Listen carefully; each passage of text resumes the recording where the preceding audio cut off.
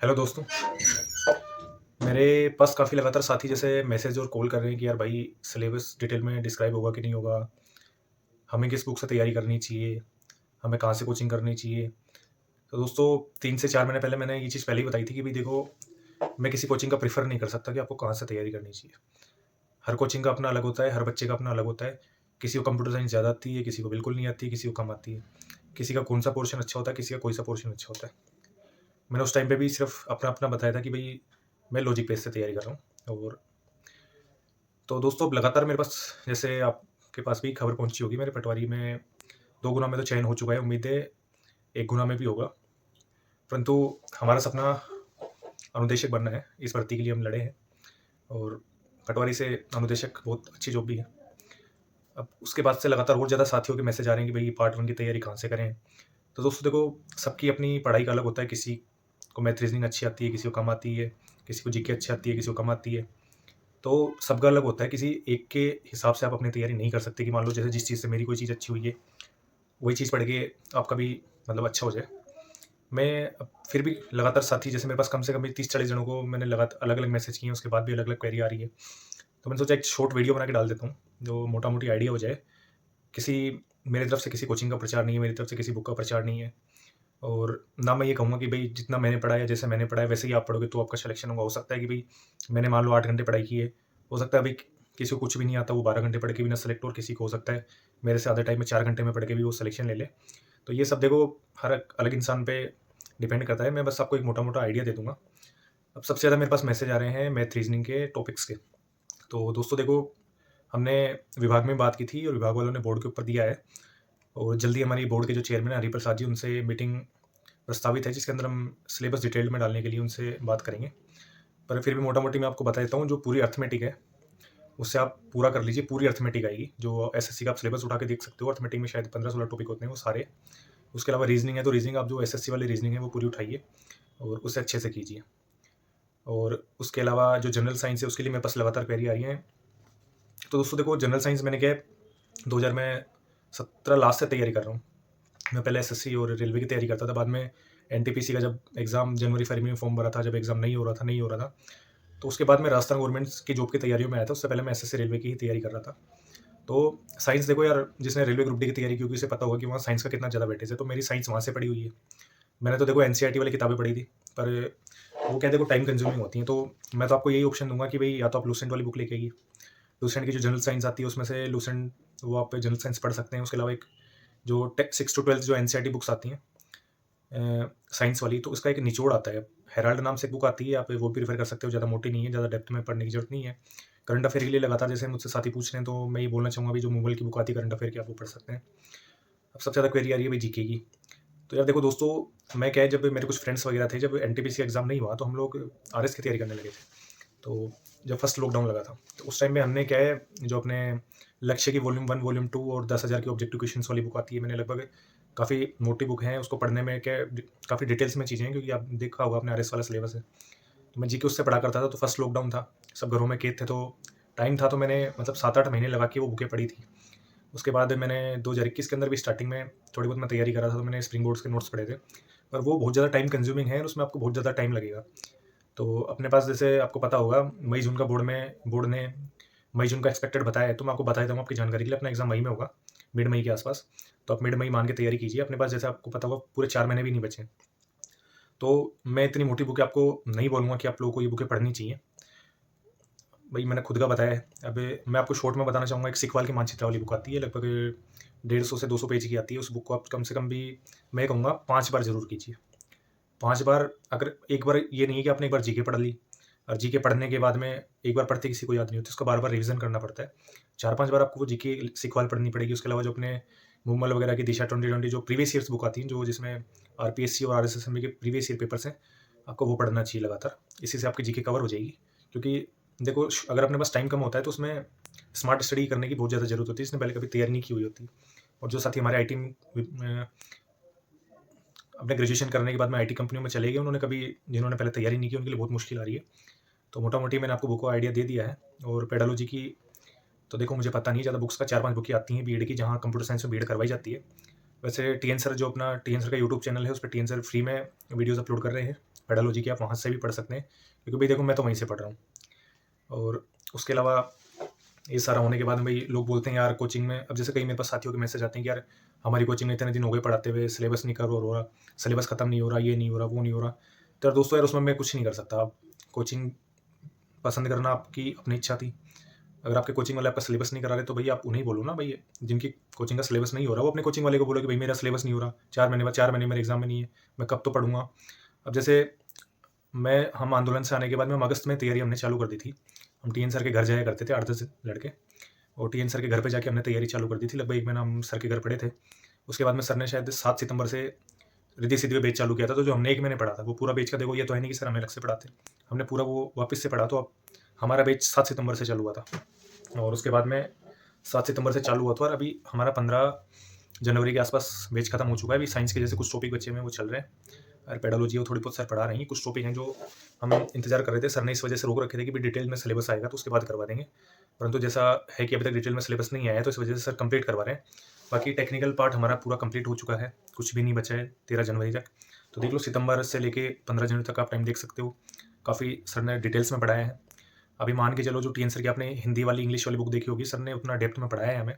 काफ़ी बच्चे ऐसे थे जिनको लगता था कि यार सर तो फालतू ज़्यादा एक्स्ट्रा डेप्थ में पढ़ा रहे हैं, इतना आएगा कि नहीं आएगा। परंतु जब उन्होंने जैसे DSSS के जो कंप्यूटर टीचर वगैरह के जो उन्होंने क्वेश्चंस पेपर देखे, या जो आरपीएससी वगैरह, इन्होंने जो इनके जो प्रीवियस ईयर्स, आप अगर आईटी के पेपर्स देखोगे उठा के, तो फिर जब उन साथियों ने देखा कि जब टीएन सर के पढ़ाए हुए में से क्वेश्चंस मिल रहे हैं, तो फिर उनका जो भ्रम था कि यार पेपर ईजी आएगा, ये आएगा, सर फालतू ज़्यादा डेप्थ में पढ़ा रहे हैं, उनका सारा वो भ्रम अपने आप दूर हुआ। और उसके बाद में उन्होंने भी आगे की तैयारी मन लगाई, कि जैसे आपने देखा होगा अभी रिकोला असिस्टेंट प्रोग्रामर का पेपर हुआ था, तो उसमें हमारे काफ़ी सारे साथी, मैंने तो फॉर्म नहीं भरा था, वो मेरे काफ़ी सारे साथी थे, वो पेपर दे के आए थे। तो उन्होंने ये तक बोल दिया था कि जो नेटवर्किंग वगैरह, जो अपने ऑपरेटिंग सिस्टम वगैरह जो टॉपिक्स आए थे, ये 95% क्वेश्चंस जो टीएन सर ने क्लास में करवाए थे, उसी में से आए थे। मतलब हमने भी यार, दिसंबर की बात है, उस टाइम पे हमने देखा है कि भाई अगर किसी पेपर में 95% क्वेश्चंस मिल रहे हैं क्लास में पढ़ाए हुए में से, तो एक अच्छा लगता है, पढ़ने में भी कॉन्फिडेंस आता है, टीचर्स पे भरोसा भी होता है। देखो, सबसे ज़्यादा इंपॉर्टेंट चीज़ है यार, आप लोग ग्रेजुएट हो, आप लोग सब लोगों ने ये सारी चीज़ें कॉलेज टाइम पे पढ़ी होगी, तो आपसे बेहतर आपके बारे में कोई नहीं जानता। इंसान सबसे बड़ी पहली गलती तो ये कर देता है कि उसको पढ़ना कहाँ से, उसको कितना पढ़ना है, उसको क्या पढ़ना है। अगर इंसान को गाइडेंस अच्छी मिल जाती है, तो लोग फर्स्ट टाइम में क्लियर कर जाते हैं, अच्छे से क्लियर कर जाते हैं। अगर वो किसी की गलत गाइडेंस में आते हैं, तो वो अपना करियर भी बर्बाद कर लेते हैं। तो मैं तो सभी साथियों को, अपनों को यही बोलता हूँ कि भाई जो करना है वो अपने स्तर पे कीजिए, अपने मन से कीजिए। आप सब लोग ग्रेजुएट हो, आप लोगों को इतनी तो समझ होगी। मैंने भाई कोचिंग प्रेफ़र, मेरे पास में जैसे कई सारे ऑप्शन थे। हम जैसे आंदोलन वाले 25-30 साथी थे, तो भई हमें ऑलमोस्ट सारी कोचिंग ने बिल्कुल फ्री कोर्स दिया था, सब कुछ फ्री देने को तैयार थे। तो भई हमें तो सारा फ्री मिल रहा था, हम तो कहीं भी पढ़ के देख सकते थे। अब जैसे मेरे कई सारे साथी किसी और कोचिंग में चले गए, कई किसी और में चले गए, हम कहीं और चले गए। तो हमारे ऊपर किसी तरह का दबाव नहीं था कि भई हम इसी के पास पढ़ें, या हम यहीं पढ़ें, हम ये पढ़ें, वो पढ़ें। हमने सबने अपनी स्वेच्छा से किया। मैंने देखा कि भई, मैंने टीएन सर का एक्सपीरियंस देखा कि भई सर के पास 25-30 साल पढ़ाने का एक्सपीरियंस है। सर खुद आईटी की 4-5 वैकेंसी में सेलेक्टेड हैं। तो मुझे वो चीज़ लगी कि यार, जब बंदा खुद सेलेक्टेड है, तो उसे एटलीस्ट ये चीज़ें पता होंगी उसे। जब भाई बंदा सेलेक्टेड है, प्रोग्रामर जैसी जॉब में सेलेक्टेड है, तो उन्होंने खुद ने एग्ज़ाम क्रैक किया होगा, तभी तो उन्हें, अब उन्होंने एग्ज़ाम क्रैक किया, तभी उन्हें नॉलेज भी तो होगी। मैंने यही सोच के मेरी कोचिंग जॉइन की थी। और बाकी भाई और साथी हैं, उन्होंने किसी और चीज़ को प्राथमिकता दी, वो सब का अपना-अपना था। अब जैसे मेरे पास लोग बोलते हैं कि भई आप कंप्यूटर कहाँ से पढ़ रहे हो? भाई देखो यार, मेरी ये आदत है कि भई मैं अगर कुछ पढ़ रहा हूँ, तो मैं उसी चीज़ पे ट्रस्ट करता हूँ। मेरी आदत नहीं है कि मैं ये बुक भी उठा लाया, ये भी उठा लाया। ये बच्चे स्टार्टिंग में गलती करते हैं। जब मैंने भी स्टार्टिंग में नई-नई एसएससी की तैयारी चालू की थी, तब जैसे भई कोई किसी टीचर की मैथ्स की बुक लिया है, किसी की लिया है, उसको एक बार पढ़ के छोड़ दिया। उससे टाइम वेस्ट ही होता है। आपको एक बुक को 10 बार पढ़ना चाहिए। अब जैसे कई मेरे पास साथी बोलते हैं, यार आप कंप्यूटर कहाँ से पढ़ रहे हो? भई मैं तो, देखो हमें कोचिंग में पढ़ाया गया है, मैं तो उसी में से पढ़ रहा हूँ। और सर ने जो हमें क्लास में पढ़ाया है, वो सारे के सारे, मतलब एज़ इट इज़ सर ने उसके ऊपर बुक निकाल दी। अब काफ़ी साथी बोलते हैं, यार भाई बुक तो मोटी है, बुक तो ये है, बुक वो है। तो भाई यार, आप सिलेबस भी तो देखो ना आप कितना। अब यार, आप कोई वो बीए पास बच्चे तो हो नहीं, जो भाई सी लि अगर लिखा हुआ है, तो आपको ये चीज़ समझ में नहीं आ रही कि सी एक कोई लैंग्वेज, सी एक पूरी लैंग्वेज है, सी एक पूरा सिलेबस है, सी की एक अच्छी खासी बुक आती है। ये तो है नहीं कि भाई सी कोई मान लो एक छोटी-मोटी डेफिनेशन है, जो भाई आपको ये लगे कि यार भाई सिलेबस भी तो बड़ा है यार, बुक तो ऑलमोस्ट बड़ी होगी ही होगी। मैं तो देखो, ईमानदारी वाली बात बताऊँ, ये सर की बुक है, मैं तो ये सर की बुक है, इसके सिवा कुछ भी नहीं पढ़ रहा कंप्यूटर में। इतनी इंग्लिश आती थी, पहले सर की इंग्लिश वाली बुक थी, मैंने इंग्लिश वाली बुक से पढ़ाई की, उसके बाद में हिंदी वाली बुक आई, तो मैंने वो बुक भी परचेज़ की, मैंने उस बुक से भी मैं पढ़ाई कर रहा हूँ। क्योंकि देखो, मेरे को पार्ट 1 मेरा क्लियर था, पार्ट 1 की बुक्स भी मैंने आपको बताई। अब सबसे मेन देखो, टेक्निकल होता है। टेक्निकल में भाई मान लो पेपर अच्छा आता है, तो पेपर अच्छा आता है, तो भई अगर आपकी तैयारी अच्छी होगी, अगर आप मान लो ईज़ी ही तैयारी, अब जैसे काफ़ी साथी बोलते हैं मेरे को कि यार 9 टू 12 वाली किताबें, भाई 9 टू 12 9 9वीं से 12वीं तक की किताबें पढ़ के क्या फ़ायदा, ये बताओ आप?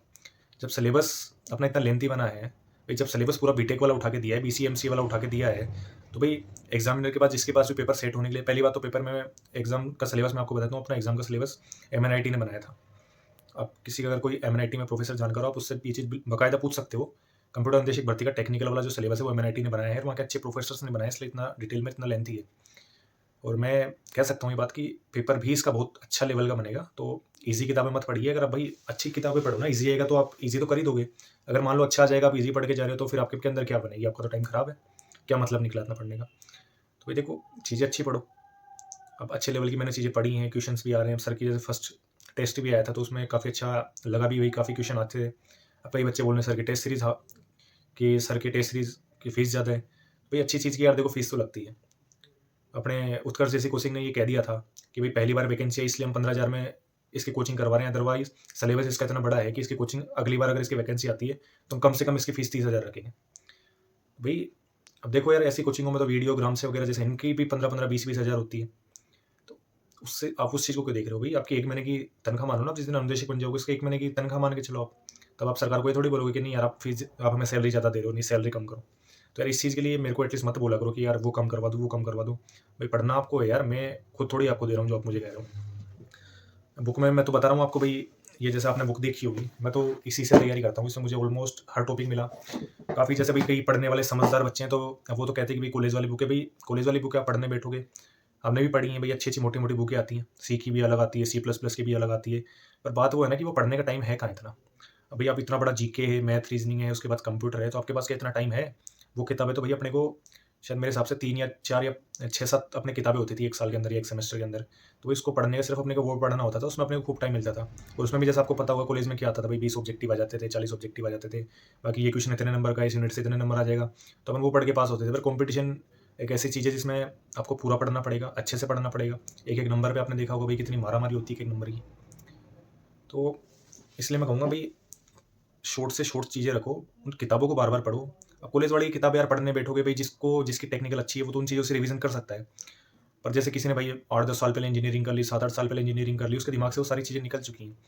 अगर आपको सारी चीज़ें शॉर्ट, मतलब सारी बुकों का निचोड़ चाहिए, तो भई वो सर की बुक में मिलेगा। तो यहीं से पढ़नी चाहिए। अब इसके अंदर बताओ, कई मेरे को बोले थे यार ये मोटी बुक है। अब यार देखो, अब जैसे फंडामेंटल है, ये 25-25 पेज में, नंबर सिस्टम, माइक्रोसॉफ्ट वर्ड, सी, जावा, पाइथन, डाटा स्ट्रक्चर। अब इसमें क्या नहीं है यार? मैं आपको अलग से कौन सी बुकें बताऊँ, जो मैं खुद ही यही पढ़ रहा हूँ। भाई मैं जो चीज़ें खुद पढ़ रहा हूँ, मैं वही तो आप लोगों को सजेस्ट करूँगा।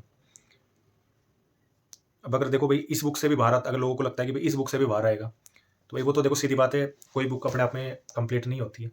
अब पढ़ने को तो यार आप ये चाहोगे भाई आप कॉलेज वाली जो बुकें उठा के पढ़ो, हर सब्जेक्ट के अलग-अलग पढ़ो, तो कोई 100% गारंटी तो ये भी नहीं है कि भाई पूरा 100 का 100% इसी में से आएगा। क्वेश्चन तो कहीं से भी उठ के आ सकते हैं। अब आप जीके की तैयारी कर रहे हो, तो कभी जीके की थोड़ी है कि जो आरएस लेवल की आप जैसे लक्ष्य वगैरह या फिर अपने पनोरमा वगैरह पढ़ रहे हो, स्प्रिंग बोर्ड के नोट्स पढ़ रहे हो, तो 100% पेपर उसी में से आ जाएगा। ये किताबें आपको आधार मान के तैयारी करनी पड़ती है, और चूँकि अच्छे स्टैंडर्ड की किताबें होती हैं, तो इसमें से काफ़ी हद तक क्वेश्चन मिल जाते हैं। अभी कोई बंदा ये सोचे कि मेरे को यार 200 में से 200 नंबर लाने हैं, तो यार वो तो देखो, आप भी जानते हो 200 में से 200 लाना है कॉम्पिटिशन एग्जाम में, मतलब ऑलमोस्ट इम्पॉसिबल होता है। अब कट ऑफ भी आप देखते हो यार 60%, 65% इतनी जाती है, पर इतने नंबर लाना भी छोटी बात थोड़ी होती है, और वो भी चूँकि फर्स्ट टाइम पेपर हो रहा है।